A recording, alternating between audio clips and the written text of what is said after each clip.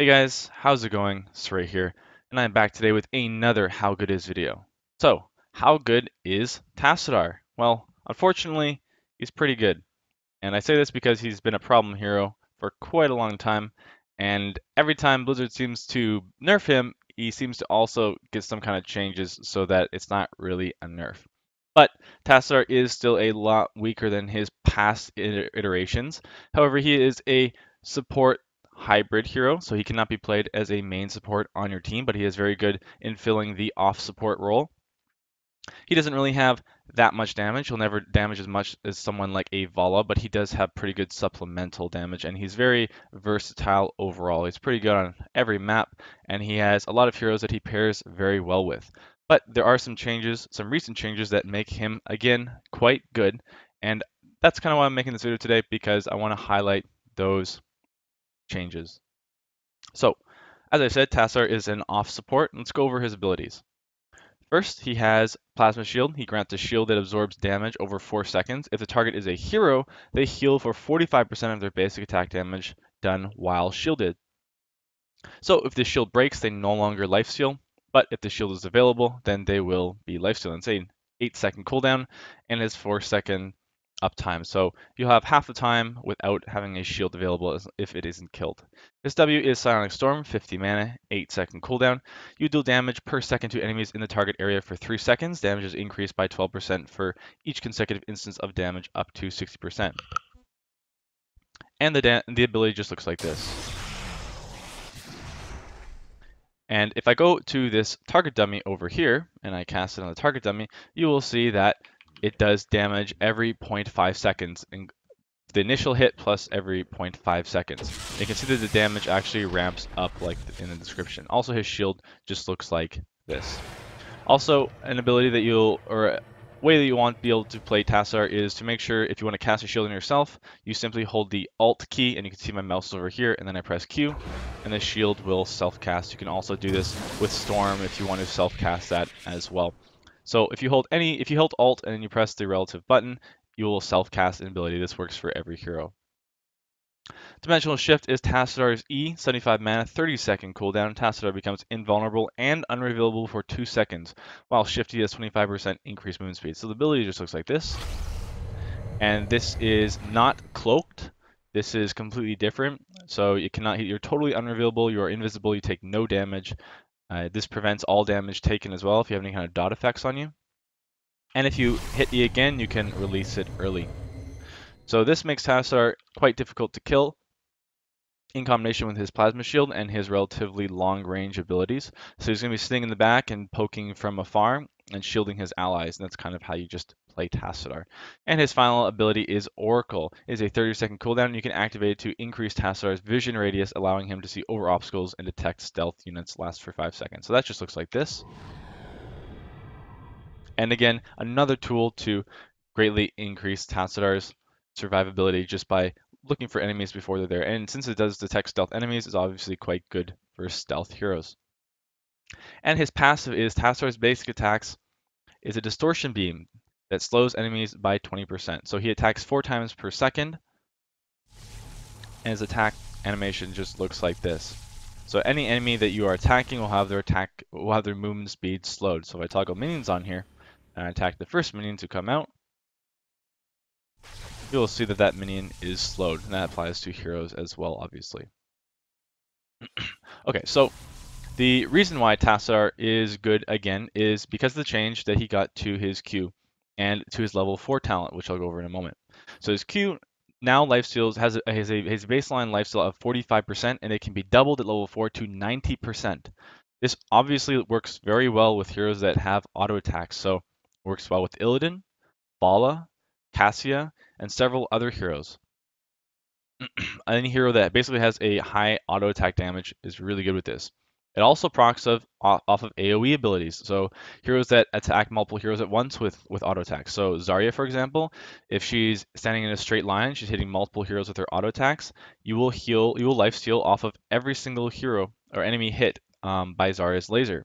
And with Cassia, when she uses her level 1 ability, her level 1 talent, which allows her to attack her attacks bounce to nearby enemy heroes. She will lifesteal off of every single hero hit. So you can see there's a lot of synergy with specific heroes.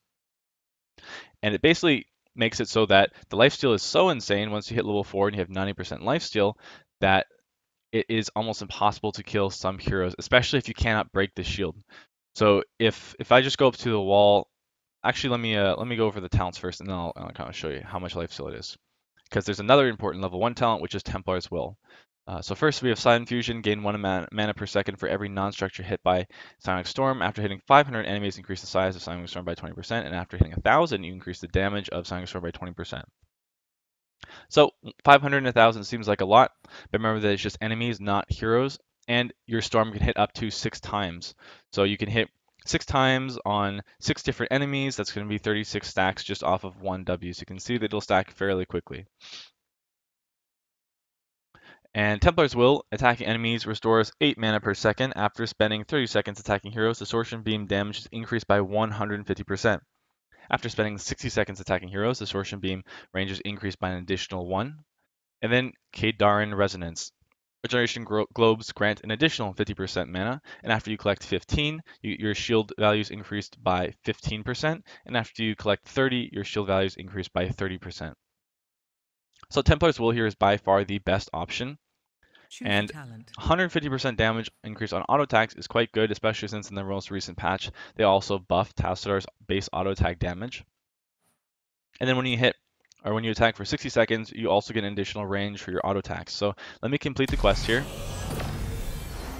And you can see that the range is quite long, and he does quite good damage as well. So if I actually take some damage here, you'll see that just, well, I'll get the level 4 talent as well.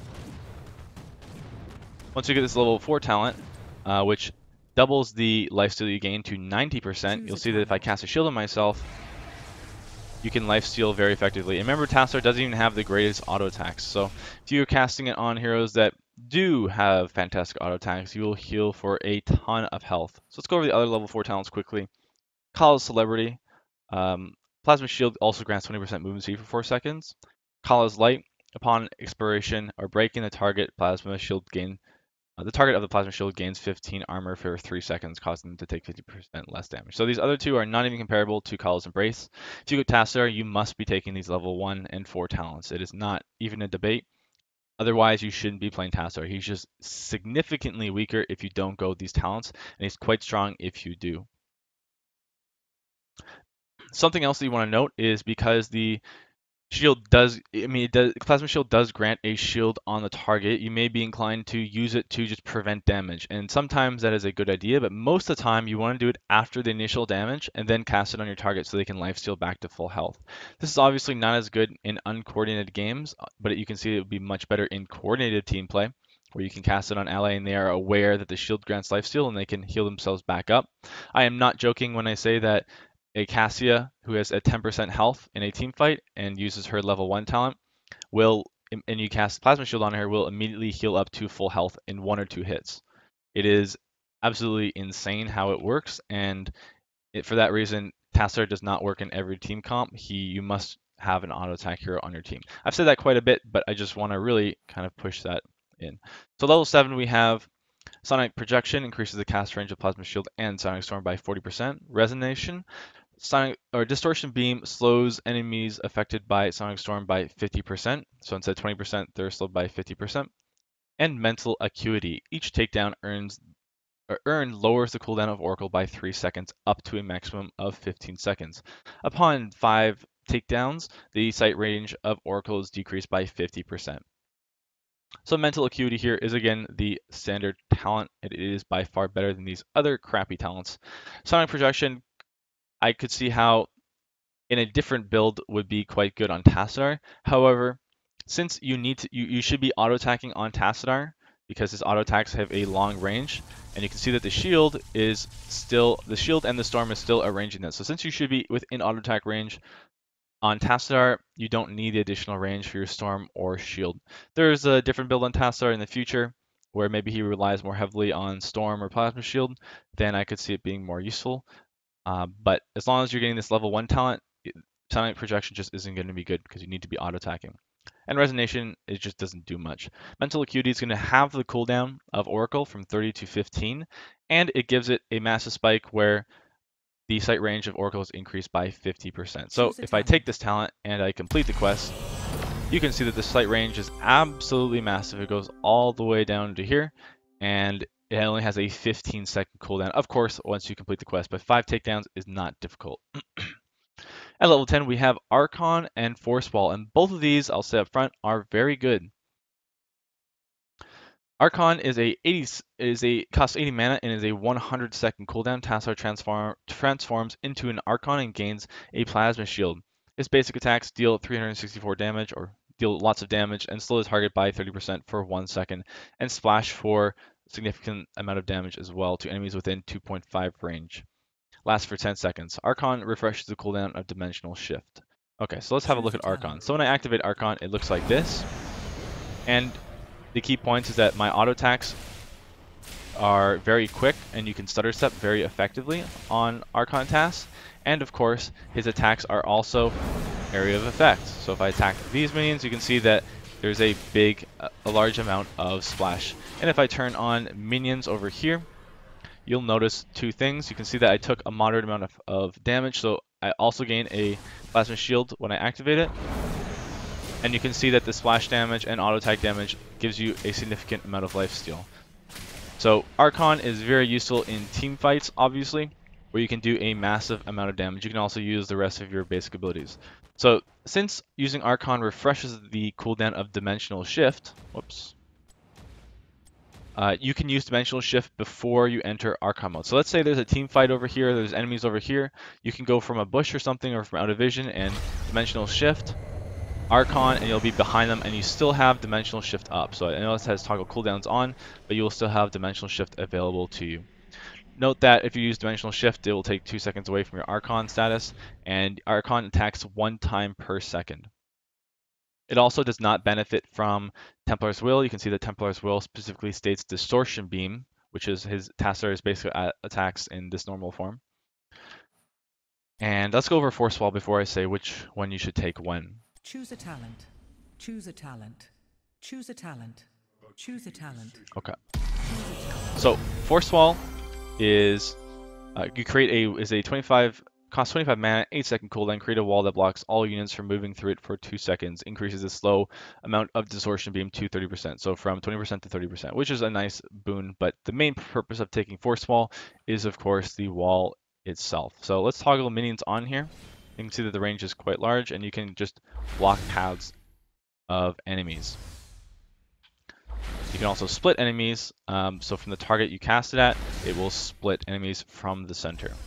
So this can be useful in a variety of situations. If you're going to go auto attack, if you're going to go to an auto attack more oriented build, like level 16, or you need to split the team, let's say that they have a team that team fights really well together. Say they have a Sonya and some kind of other comp, you could split the healers away from the team, or say it's on Infernal Shrines, which is a really good map because it has a lot of chokes. You could split off enemies in those kinds of situations. Or let's say that your team just doesn't have very good engage or catch. Having a wall to block off chokes gives your team basically 2 seconds of CC. So let's say the enemy team is running away from your team through this little choke here, and you can basically block that off. And that's almost like a 2-second route. And it's a very, very low cooldown. You can also use it to self-peel. So if you cast it on yourself, you can kind of split yourself from the enemies if they're chasing you, or you could split enemies from getting on your backline as well. So wall would obviously be better versus enemies that lack mobility. So if they don't have any kind of teleports or anything like that, dashes do not go through Force Wall, so it acts like terrain in that sense. But any kind of blinks will in fact go over. Note that you can only cast the wall the wall will always be in a certain direction to you. So let's say that I'm standing over here and I want to block this way off. Well, I'm going to have to angle it so that it kind of hits a certain area like this. Remember that heroes, even if it looks like there's a little bit of space to walk through, so if I cast it like this, I still won't be able to walk through that because my character has a hitbox size, and certain heroes are bigger than others. So like Asmodan, for example, has a huge hitbox, and he wouldn't be able to walk through this, but Tracer, for example, would be able to walk through that. and make sure you position yourself in how you want to use the wall before you need to use it. So you should use Archon if your team kind of lacks damage and if you already have lots of CC and you are able to engage the enemy team, and you want to use Force Wall in pretty much any other situation. Level 13, we have Deep Shift. Dimensional Shift's duration and movement speed bonuses are increased by 50%. Anduin's Wisdom, when active, while Oracle is active, basic ability cooldowns refresh 50% faster. And Nullification is an activatable ability. It has a 60-second cooldown. It appears in your talent bar above, and you activate to reduce the damage of damage the target enemy hero deals by 75% for 4 seconds. And note that this is not the same as Shrink Ray, so it does not slow enemies, and it also cannot be cleansed. So this would be really good if the enemy team has some kind of hyper carry like Illidan or Greymane or something, a specific hero on the enemy team that is causing a lot of havoc and you need to shut them down. This will be very useful. Also, it's very good against burst heroes that do burst damage as well. So Anduin's Wisdom is the best talent here, especially if you went Mental Acuity at level 7, which you should have. And it's going to give you Choose a talent. every 15 seconds, you can activate Oracle, which lasts for 5 seconds, and then only have a 10-second downtime. And it's going to basically give you allow your Oracle to also give you significant team fight presence. Level 16, we have Phase Disruption, Psionic Echo, and Focus Beam. All of these talents are viable, but it depends on the situation. So Phase Disruption, enemy heroes hit by a Sonic Storm have their physical armor reduced by 25, causing them to take 25 more damage from basic attacks. Sonic Echo, a second Sonic Storm can be cast within 2 seconds of casting the first. Enemies can only be affected by one Sonic Storm at a time. And Focus Beam. While Oracle is active, basic attacks against heroes deal an additional 1% of their maximum health as damage. So, Phase Disruption can be good if your team needs more damage and you have a lot of auto attack damage, which you should if you're going Tassadar, because again, lifesteal works only with attack damage. And if they're going to have, if your team is based around attack damage, then this will be good. It's basically, your team does 25% more damage to them.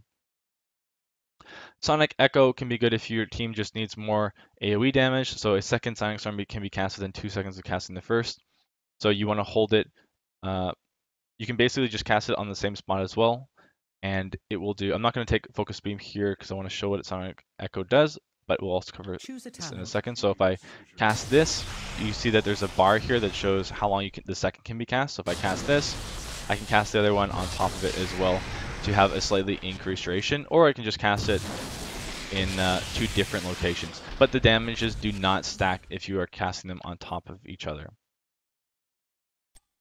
So Focus Beam is really good against the enemy team if they have a lot of tanks. So because it attacks 4 times per second, this is going to do 4% per second, and since Oracle lasts for 5 seconds, it's going to do a total of 20% of a target's health if you keep attacking them. So 20% of their max health on top of the basic attack damage you already do. So you can see that this is quite good versus any kind of frontline, especially like a Sonya or an Illidan or anything like that. It's going to be very, very good.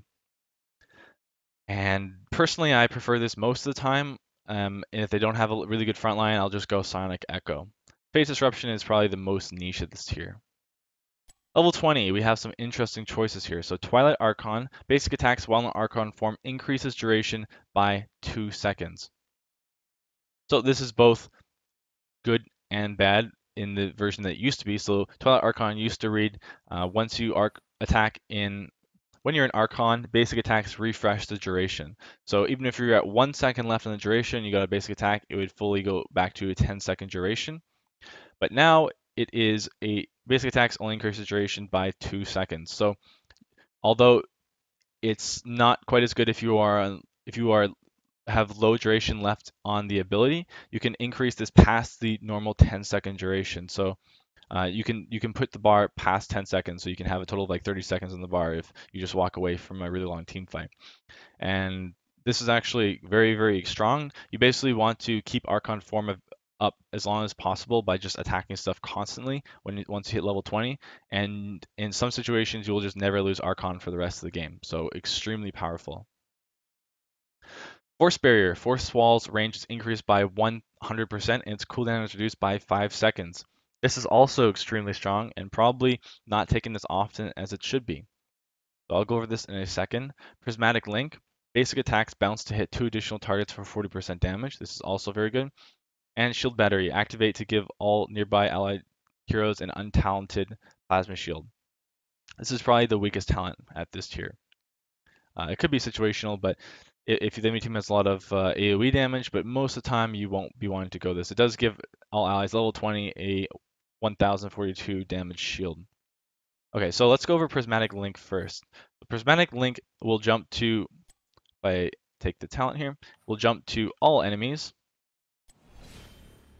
or will jump to enemies, and it also applies the your attack speed slow, or the movement speed slow to all enemies hit as well. So let's refresh the forts here, I'll take some damage, and it also applies to Tassadar's lifesteal. So you can see here, you'll gain a significant amount of lifesteal, and you can basically heal quite quickly. It also affects Archon. So if I go into Archon form here by resetting all of my talents. Choose a talent. Choose a talent. Choose a talent. Choose a talent. Choose a talent. Choose a talent. Okay, and then I take some damage. You'll see that I also lifesteal extremely quickly through that as well. So here, I activate Archon and my attacks will bounce, and you can basically instantly heal in Archon. And you don't need this talent to do that. You'll still lifesteal off of the splash damage from Archon when you have a shield on you. But you can see that you heal a massive amount. And although if you have Archon, you're gonna be going Twilight Archon or Prismatic Link. Prismatic Link is going to give you more effectiveness for the 10 seconds that you do have Archon available, and more effectiveness outside of fights, but Twilight Archon will basically have the Archon last much longer. So personally, I think that Prismatic Link is probably better, but Twilight Archon is also really good, and it's basically just preference. Force Barrier, I probably should have showed you before when I still had the other talent. I'll just take a bunch of talents really quickly. Choose a talent. And Force Barrier just looks like this. So I have noticed I have toggle cooldown is off here, and you can see how long the range is. Absolutely massive. And you can cast it again and again. And so it reduces the cooldown by 5 seconds. And since the cooldown is only 8 seconds and it has a 2-second uptime, you're only going to have 1 second without having Force Wall available. And the range is absolutely insane. So I actually think this is an extremely strong talent, and if I'm going wall, this is actually my preferred talent most of the time. Kind of depends on the map and what comp you're running, but I think that wall is extremely powerful. And that's pretty much all there is to Tassadar. So he's an off support that does damage as well. He's not good as a solo support. In the past, he used to be quite good as a solo support in certain situations, but now I would just never run him as a solo support. And you actually want to, again, shield right after the initial burst damage in most situations so that your target can lifesteal back. Because if you shield the damage initially, the shield will just get broken and they won't be able to lifesteal because the plasma shield needs to be active in order for the lifesteal to activate. Tassadar is also quite good in a solo lane because he's very safe, he has long range abilities, and you can just cast Storm from afar to clear, and he's very difficult to kill. But most of the time, if you pick Tassadar, you're going to be wanting him to permanently stay with your hyper carry on the team, whatever kind of auto attack hero that may be. That's it for today's video, guys, and thanks for watching. I'll talk to you next time.